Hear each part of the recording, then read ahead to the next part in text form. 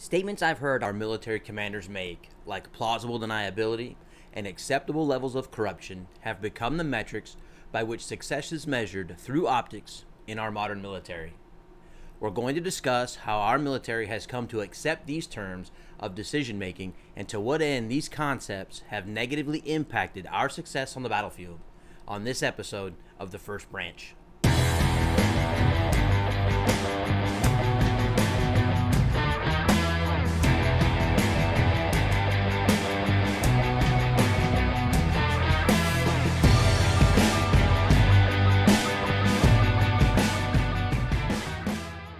But before we begin with this episode, I'd like to say two things.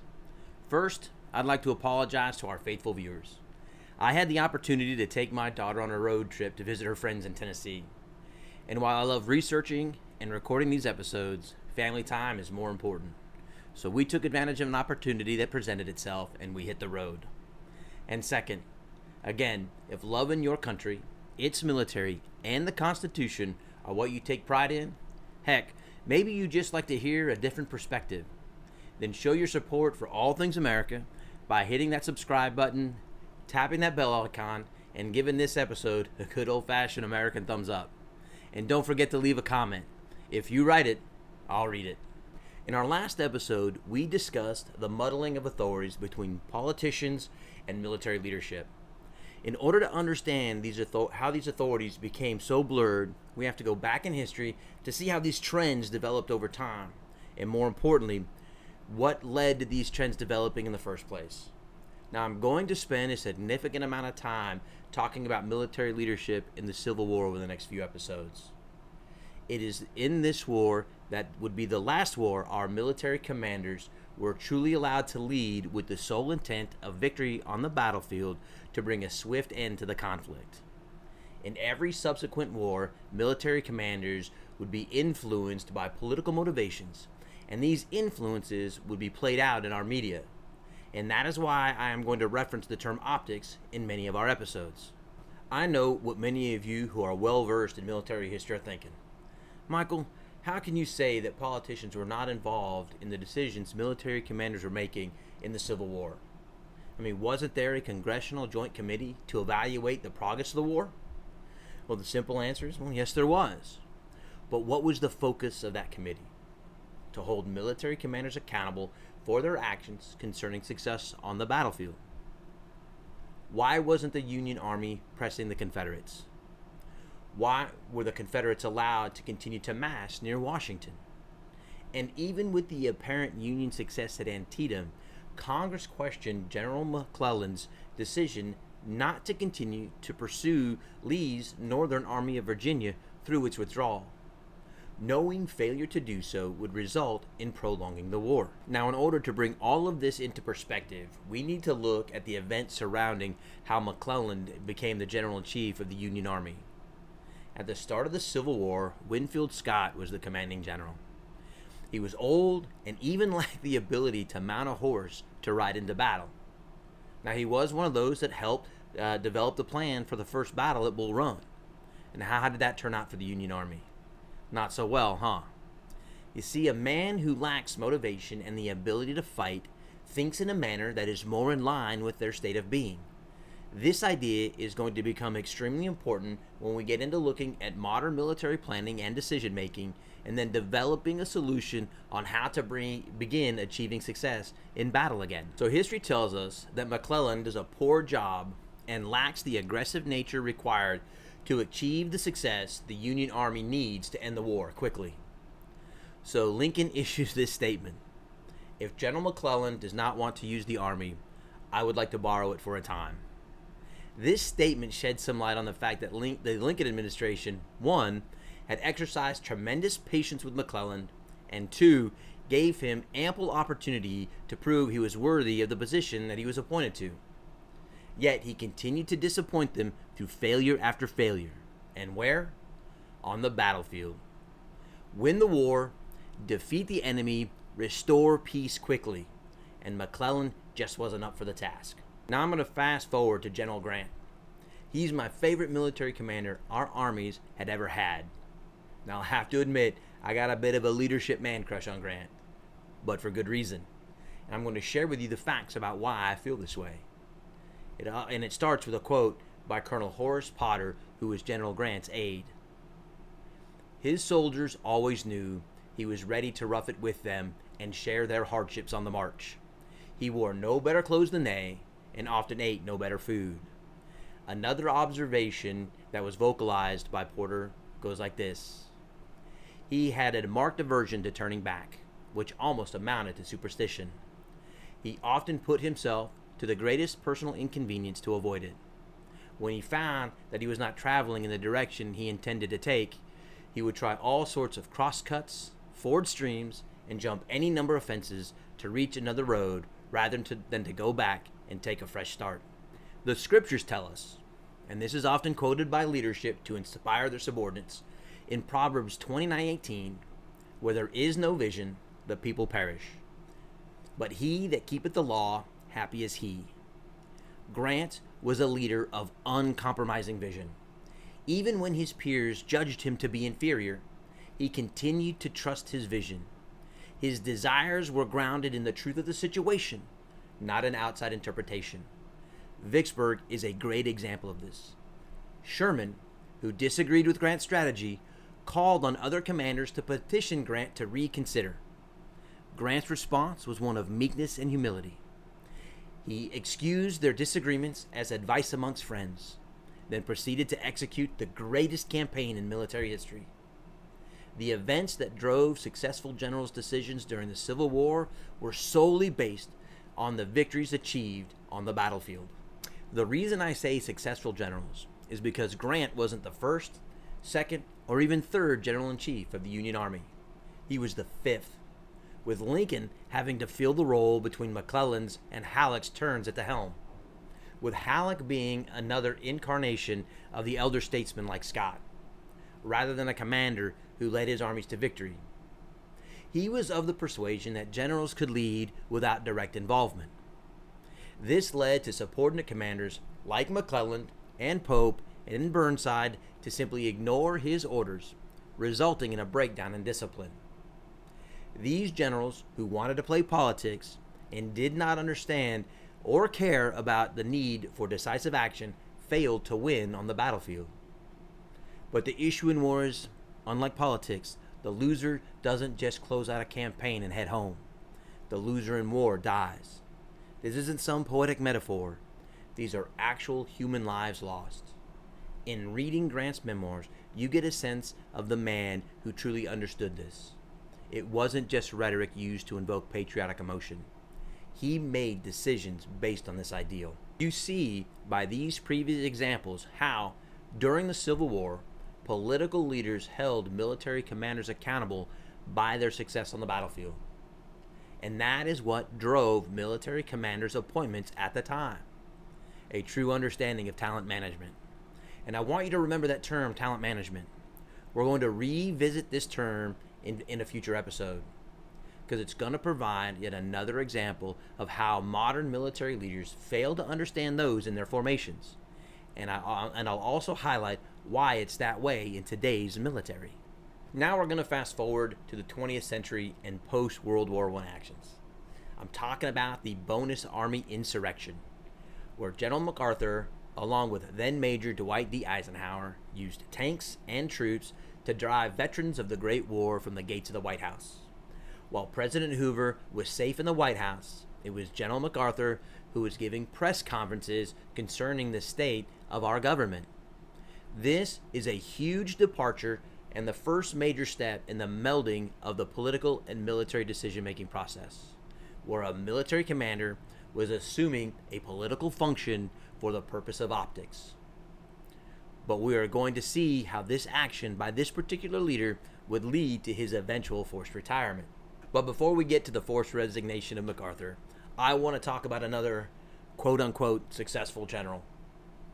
This time, this leader comes from World War II. Nope, I'm not talking about Eisenhower. I'm talking about General Patton. And while I will most certainly be addressing the slapping incidences, these actions will not be the primary focus of this discussion. I will be bringing up an incident that many people have probably never heard of. And the reason many people have never heard of it is because it was suppressed by Army leadership. And this incident is known as the Boscari Massacre.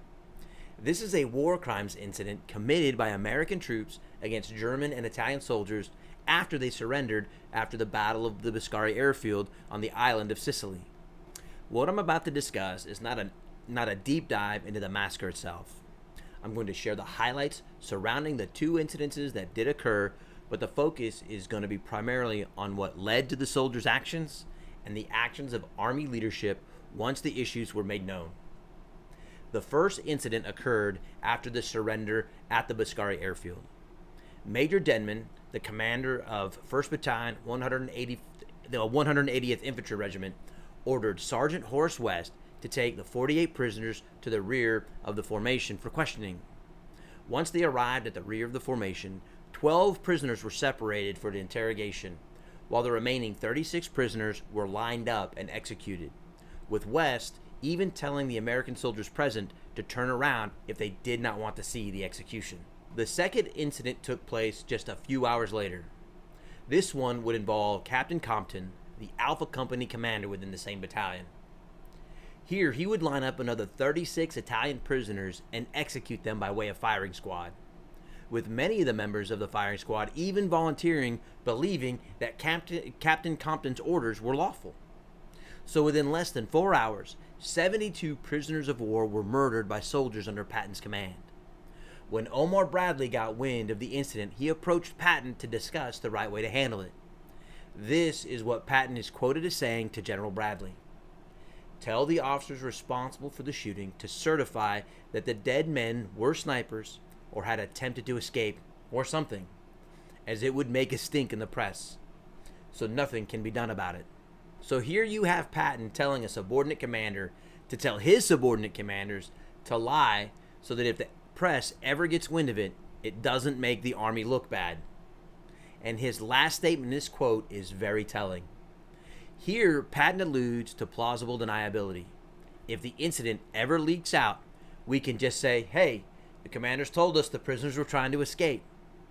Now, why would he tell Bradley this? Well, there are two reasons. And the first is, prior to the initiation of Operation Husky, which was the named operation for the invasion of Sicily, Patton issued a statement which is quoted by Captain Compton during his court-martial. "When we land against the enemy, don't forget to hit him, and hit him hard. We will bring the fight home to him. We will show him no mercy. He has killed thousands of your comrades, and he must die. If you company officers, in leading your men against the enemy, find him shooting at you when you get within 200 yards of him, and he wishes to surrender, oh no, that expletive must die. You will kill him. You will stick him between the third and fourth ribs. You will tell your men that. They must have the killer instinct. Tell them to stick him. He can do no good then. Stick him in the liver." Now that sounds all well and good, right? I mean, after all, it was a well-known practice amongst Axis Army's soldiers to raise the white flag as a ruse to lull Americans to their death. So why take prisoners, right? Well, because there's actually laws against such things. And just because the enemy chooses to violate the law does not give us the freedom to commit war crimes. And the fact Patton made the statement he made to Bradley proves he was very aware of this fact. And furthermore, the Army Field Manual of 1940 stated, now we're talking about offenses by armed forces, and among some of these offenses being killing of the wounded and ill treatment of the prisoners of war. The statement reads, "Individuals of the armed forces will not be punished for these offenses in case they were committed under orders or sanctioned of their governments or commanders. The commanders ordering the commission of such acts, or under whose authority they were committed by the troops, may be punished by the belligerent into whose hands they may fall." You see, he knew that because he issued an unlawful order to kill prisoners after they had tried to surrender, then two of his leaders actually did it. He set in place the narrative that protected himself and kept the Army from any embarrassment. So the two men were court-martialed. While Sergeant Horace was convicted, Captain Compton was acquitted, and Patton had plausible deniability. Hey, we tried the two men. It was the courts that either failed or succeeded in handing out justice. and since the Army was spared any embarrassment, Patton was allowed to continue right on commanding. Yet he was guilty of issuing an unlawful order that resulted in the murder of 72 prisoners of war. This should anger every red-blooded American that truly wishes to see our military established in a solid moral foundation. So Patton got away with issuing an unlawful order. Now I bet if I asked the viewers of this episode why Patton was relieved of command and relegated to commanding a phantom deception unit for the D-Day invasion, I bet 90% of you would say it was because he slapped them 2 soldiers. And you would be correct. And that fact right there should scare every American military service member. An unlawful order that resulted in murder and there was no punishment issued. Yet he slaps 2 soldiers for not wanting to return to the front lines and he gets relieved of command. So what was the difference? Well, the press got wind of the slapping incidences and the military was embarrassed. Most people don't even know that Patton was already punished by the Army by having to personally apologize to those 2 soldiers that he slapped and then had to issue a formal apology to the Army for misconduct. But since the Army was embarrassed, Patton had to suffer embarrassment as well. This is very telling of the leadership culture in the military today. You can commit a crime as long as it doesn't embarrass us or make the organization look bad.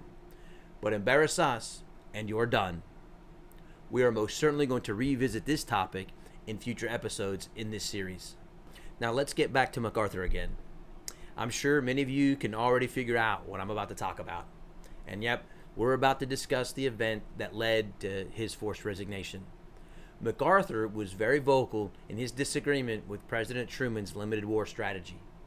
So much so that he even wrote a letter to Congressman Martin, who was the Republican Speaker of the House at the time, in April of 1951, expressing his desire to take the fight to China. It is at this point I want to revisit the statement I made in our last episode.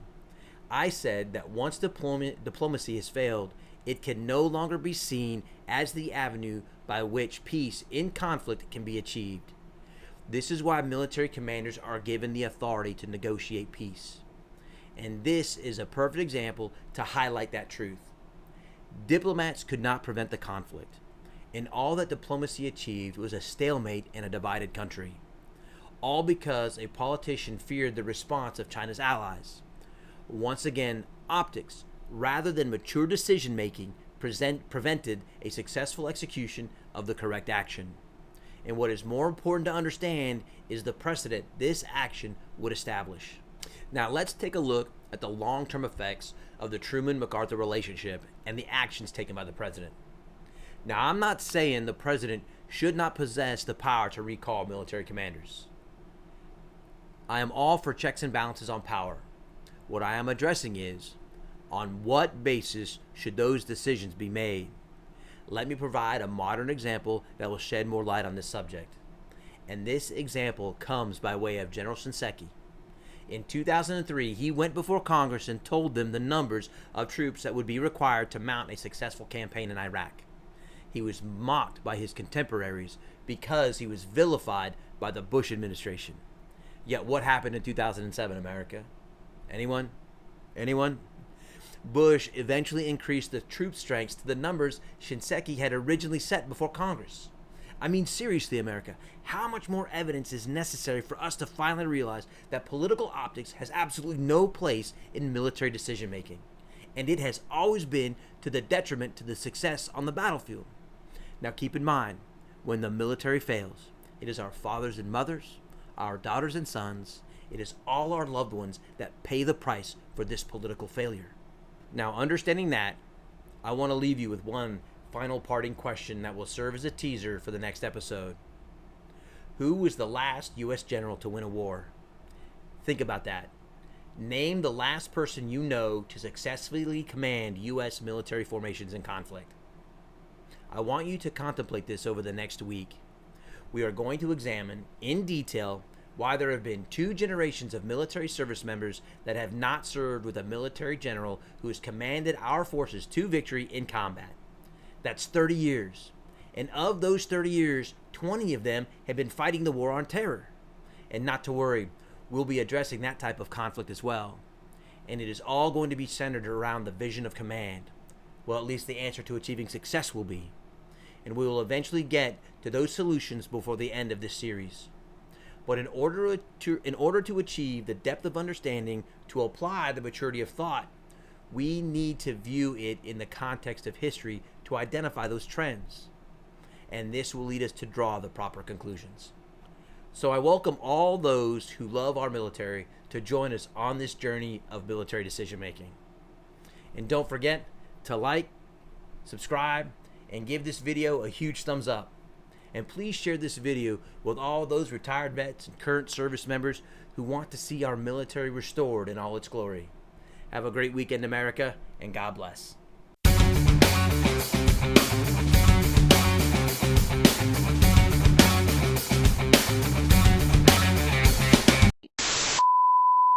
So I welcome all of those who love our military to join us on this let's start over. I can't. Well. Blah, blah, blah, blah. I don't say blah, blah, blah, blah. You do say blah, blah, blah, blah.